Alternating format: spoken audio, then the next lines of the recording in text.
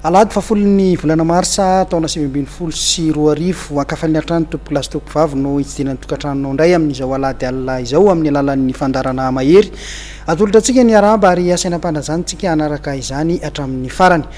Eto tsika manomboka ny fotoana ary amin'ity hariva ity dia ny tontolon'ny baolina kitra andro faharoa amin'ny fedina ny tompondrakan'i Madagasikara na ny Thb Champions Ligue ho an'ny izay taranja baolina kitra izay kianja maromaro no nandray ny faninanana tamin'ity farany herinandro ity. Araka izany dia Mahajanga Tomasina Fianaratsoa ary Toliara ho fiteny namana zakinorako tomarana amintsika ny vokadalao nandritra ity andro faharoan'ny fifaninanana ity.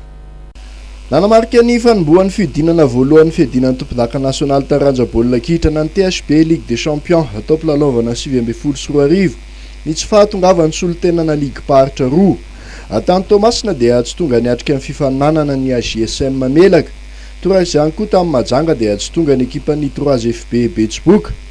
Ankoatra mivondrona amin'ny lalaoan'ny Mahajanga izay nanomboka ny fifaninanany sabotsy 7 martsa noho ny fisian'ny fety ny 20 martsa taon'ny Kianjarabe Mananjara dia niditra tamin'ny andro voalohany avokoa ny fifaninanana ny 20 martsa nitoy tamin'ny andro faharoa izany androany 10 martsa ho an'ny vondrona amin'ny lalaoan'ny Tomasina sy Fianaratsoa ary Toliara.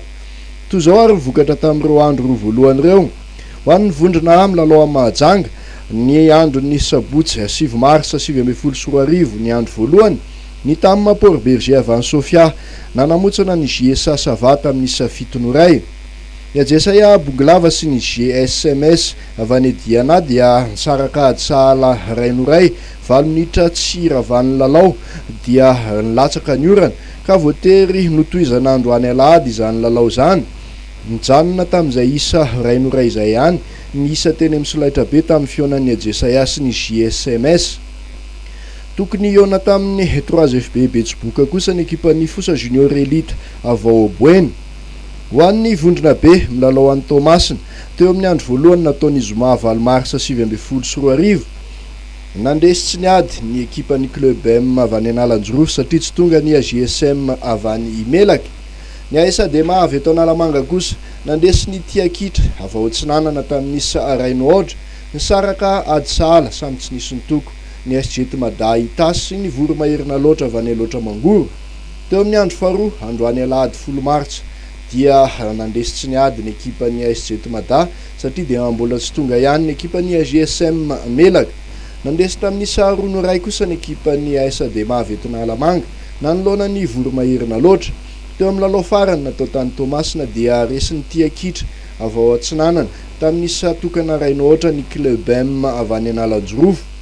Ho an'ny vondrona C milalaoan'ny Fianaratsoa indray dia teo amin'ny andro voalohany nataon'ny Zoma lasa teo dia namotsana ny ekipan'ny Grand Sud Est avy any Menabe tamin'ny isa 9 nohatra ny Knapsa Sport avy any Itasy. Toraka izany ihany koa ny Zanakala FC avao Mahatsiatra ambony dia nandresy ny AS Fitafa avy any Atsimo Atsinanana tamin'ny isa 4 noray. Ny FC Vakinakaratra nanamotsana ny Jofama avy any Moromani tamin'ny isa 5 noray.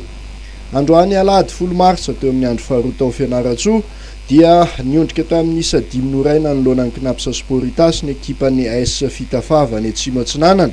Ny Zanakala FC izay tompo tanàna nanamotsana ny ekipan'ny Jofama avy any Moromani tamin'ny isa 4 nohatra. Ny FC Vakinakaratra nandresy ny FC Grand Sud-Est avy any Menabe tamin'ny isa 2 noray.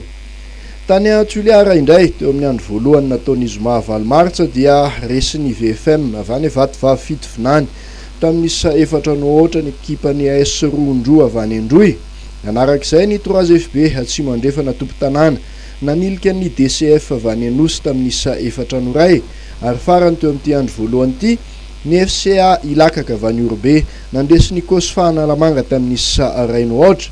Androany alahady indray dia resin'ny ekipan'ny DCF avy any Anosy tamin'ny isa tokana 2 nohatra ny ekipan'ny AS Rondro avy any Androy.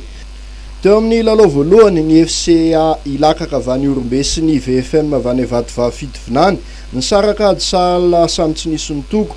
Ary farany dia nisaraka ady sahala samy tsy nisy nitoko ihany koa ekipan'ny 3FB Atsimo Andrefana sy ny Kosfa Analamanga. Taory izay andro roa izay dia tahaka izao ny filarana Vonjomaika. Any Mahajanga aloha dia mitarika Vonjomaika ny ekipan'ny tamin'ny Maporo Berger manana isa 3 miabo 4 ny isany. Ny faharoa mitovy ny ekipan'ny GSM sy ny Jesaya samy manana isa ray.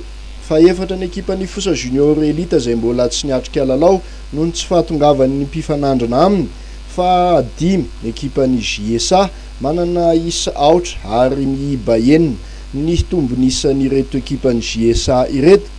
Any a Thomasina inday dia mitarika ny ekipan'ny AS Adema ao anatin'ity fifaninanana ity arahany ekipan'ny Tia Kitra vao Atsinanana. Ho an'ny vondrona amin'ny lalaon'ny Fianaratsoa indray dia mitarika ny Knapsa Sport manana isa enina, miabo 10 ny tombonisany. Faharoa ny Zanakala FC manana isa enina, miabo 7 kosa ny tombonisany. Larana fahatelo ny FC Vakinakaratra manana isa enina ihany koa satria nandesindroa saingy miabo 4 fotsiny ny tombonisa ananany. Faefatra mitovy ny ekipan'ny AS Fitafa sy ny FC Grand Sud-Est samy nitsombola antoko miiba 7 ny tombonisany. Larana fahenina farany ny ekipan'ny Jofa matsombola antoko ary efa nampidirana isa 10. Any a Toliara indray dia mitarika ny VFM manana isa 4 miabo 4 ny tombonisa ananany. Larana faharoa ny 3FB Atsimo Andrefana manana isa 4 saingy miabo 3 ny tombonisany.